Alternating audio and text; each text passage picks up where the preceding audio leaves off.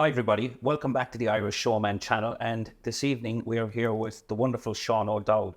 And Shaun O Dowd, many would know from the Showman show, but also previous to that, Shaun is a wonderful entertainer, had a lot of hit records as well. And we're going to talk to him. Shaun, good evening. Mark, how are you? Thank you for Lovely being to here. be on the show. Good Thank to you see so much for having Good to me. see you, sir. Thank you. Shaun, just a little bit about your background. We'll move to what you're doing now shortly, but when you started out, did you go to see acts and bands in the show band era and say, I want to do that? Yes, that was I have 5 sisters. Yes. And they were all dance fans, show band fans. They dragged me along to see a show band. Monica, my sister, said, I know you like Elvis, you have to come to see this band. So I went to the Cloudland Ballroom in Ruski. It's across the Shannon, it's in Roscommon, and the Royal Show Band were on. I never, ever saw anything like it. It had the biggest effect on me of all time, bar hearing Heartbreak Hotel on the radio for the first time. That blew me away. I was the Elvis's number one. He had a huge hit. And when I heard that, I said, my God, what is happening here? It excited me no end, and it started to lead me towards, and my mother had her own band. So I knew about music and I knew about singing and things like that. But I was only 14, 15 at the time when I went to the first dance. And the Royal Show Band, Brendan Boyer, the show band, I said I never heard anything like it. And I wanted to be one. I wanted to look at all the bands, see what they wore, see what they played, see what they sang, listen to them up at the stage. No interest in anything else, only just watching the bands. There were thousands like me.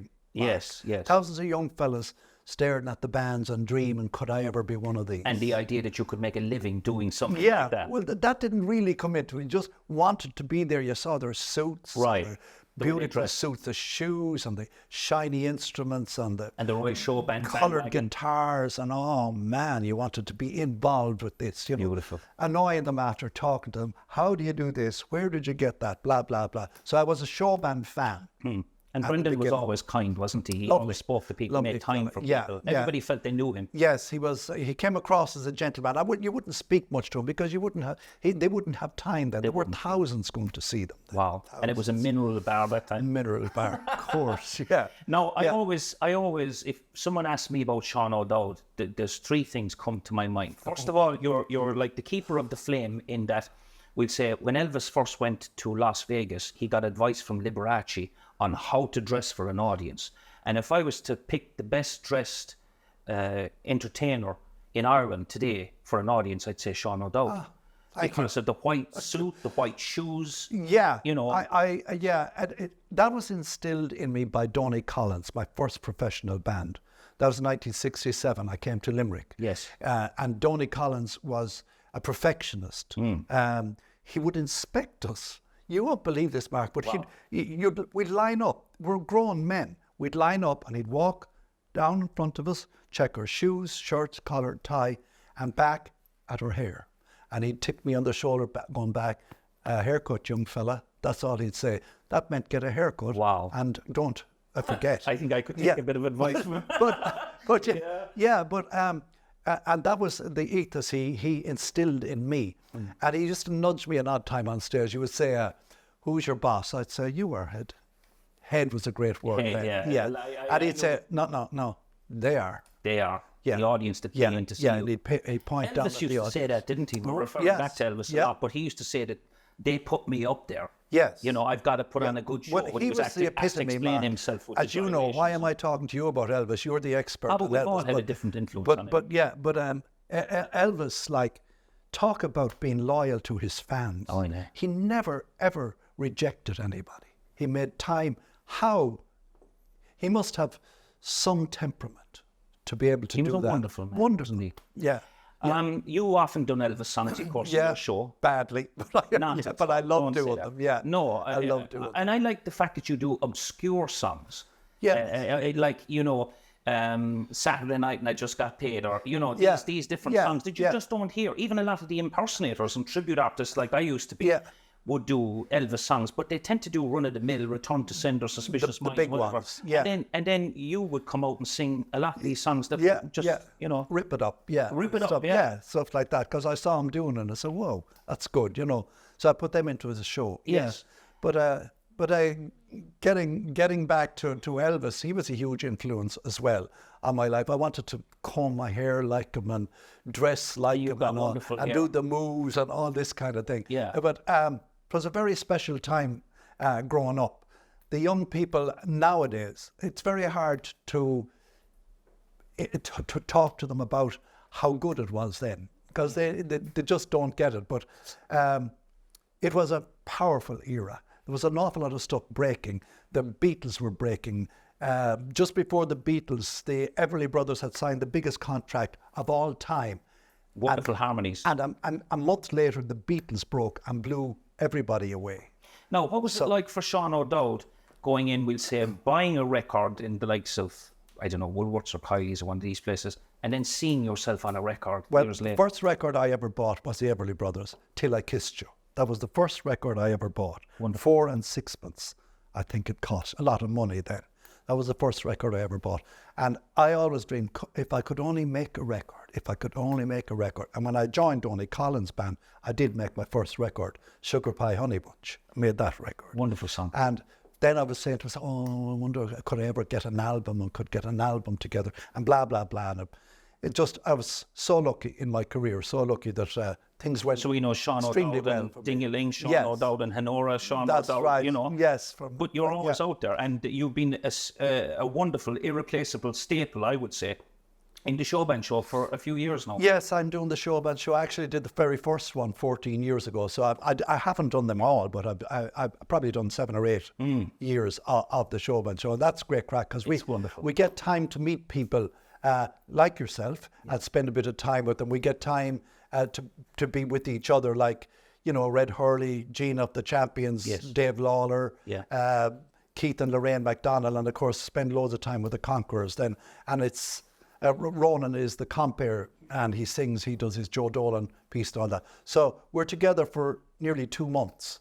It is great and fun. Then when it finishes, we don't see each other again it's amazing. until the following year. I look back on that time now in 2013 when I did it. Yes. I was one of only 2, we said, non-show band acts to be asked to join. Yes, that's right, you were. It was me and it was Crystal Swing. Yeah, with DJ on that. DJ was on it as well. Yes, he was. Yeah, and powerful singer. It was powerful. It was wonderful. Yeah. I mean, he was my idol growing up, my childhood idol, DJ.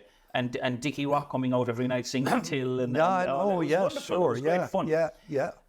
Tell me about your record. See, eventually when you saw yourself on vinyl and played it. Yeah, sure. It was first time I heard myself on radio. That was a big moment. That was a huge moment. And now it's not much when you get radio plays or you hear them on the radio. You don't get too excited. But the first time you hear them on radio, it's so special. And your family are bragging about you. Oh, Shaun was on the radio, you know. Oh, his record was played on the radio. I mean, Brendan used to jokingly say to DJ, he says, "You've got Noreen Bawn. Dickie has got the candy store, you know." He says, "I've got the Huckleberry." He didn't like it. But you've got a great one. I mean, and it's just people. It's us, the audience, that say, "Shaun O Dowd, you are no angel." Yes. You know. Yeah. How did you feel about that song? And I felt very good about it. I heard that song. I don't tell many people this, but I heard that song on an album by the Cotton Mill Boys. Wow. Now, okay. And I listened to it. I said, that's a hit song if it was done differently. Okay. And I found out who wrote it, and I found out that the connection with Joe Dolan was Roberto De Nova, who had written stuff for him. I wangled my way around trying to find him, and I went to Release Records and I asked Mick Clerkin, could he get me in touch with Roberto? And Roberto didn't really want to know because he was on bigger things and he had never heard of me. Okay. So I persisted and I kept at it, and eventually we met up and he said, I'll do the backing in England and I'll do the vocal here, he said, and I'll put you through the mill. I said, what do you mean? He said, I'll get the best out of you. Isn't that wonderful? Fair enough. Yeah. And he was a very, very tough taskmaster. But the results speak for themselves. The results, he got every inch out of me that he could get. So it's a decent record, if I may say so myself. We all sing it in the audience when we see you in the Showband show. Yeah, the people do the hand waving, and they know the song. Yeah, they know the song. And then I had Place in Your Heart. I had Reach Out and Touch Me by Dennis Allen. Dennis wrote for me, and Dennis wrote my last Dennis second of Limerick, last You're a song. Lady. Yes, he wrote "Never Too Old to Dance," which was, I mean, there was 40 years between my first record on that, which was great. And it did an awful lot of good for me. Never Too Old to Dance came out after COVID. That was the gist of it. Get it back out again onto the. I and go liked to that what you shows. did during COVID. You're very much to the fore on social media. Yeah, and you have a huge following, and it's lovely the way you're just out in your garden or you're by a swimming pool or That's whatever. right, Hi yeah. everybody, Shaun O Dowd here. We'll Yeah. see you next week in Limerick or in Thurles or whatever. I did 67 weeks in a row. I put a song up every Sunday during COVID. Wow. I never missed a Sunday. I put up 67 songs. And I got great reaction. And I loved it. And it kept me going as well. Yeah. It gave me a purpose, Mark, just to have something organised for Reach out next and Sunday. touch the audience. Yeah. I think other artists followed your example, including Daniel O'Donnell. He eventually Yeah, started reaching Daniel out to his- eventually did it. And Tommy, what's his name? The blondie guy, I like his voice. Fleming. Tommy Fleming, yeah. he started doing it as well. But I think I was the first to do it. I'm not sure. I think I was the first to do it. But it was very enjoyable for me. It just gave me a purpose. And I changed my clothes. I wore a different outfit every week, which was extraordinary. It is. It's wonderful. Yeah, Well, Shaun, I know you're going on stage in less than an hour. That's right. And but here's what I want to say. I went to drama school for 3 years. Yes. And the teachers were very specific about an artist's bringing the energy to the stage. And he said to us, he said, if you're a carpenter, he said, you bring your tools to the job. If you're an electrician, you bring your tools to the job. If you're an entertainer, he said, you bring this wonderful atmosphere inside of you onto the stage and you change the room. Very few people do that for me like Shaun O Dowd. And I don't care if you're going on first or last. Yeah. It's just, it's a wonderful thing to possess. And I think you do it and you get everybody going. And I love it. I love it. And I'm rarely, as an entertainer, someone says, okay, everybody on their feet or whatever. I say, oh, here we go. Here we go. But again, Shaun O Dowd is different because we all kind of voluntarily get on our feet and we start clapping and dancing around even though we're in a theatre. Yeah, I know. Yeah. It's very kind of you to say that. But I just have this energy, always had. Yes. I'm blessed with good health. For my age, I'm very energetic. 61. And 61 plus 90. Yeah, I'll be 80 in July in case anyone is interested. Oh, that's so wonderful. Yeah, and when I go on stage, I love being out there and I give it all. I give it all I got. Well, that's me. And that's all I can do, Mark. I'm not good at anything else. You're very good at what you do. And Michael Flatley said to me one time, he said, I sang for him once and he said to me, he said, if you're good at one thing, and when people think of that one thing, they think of you.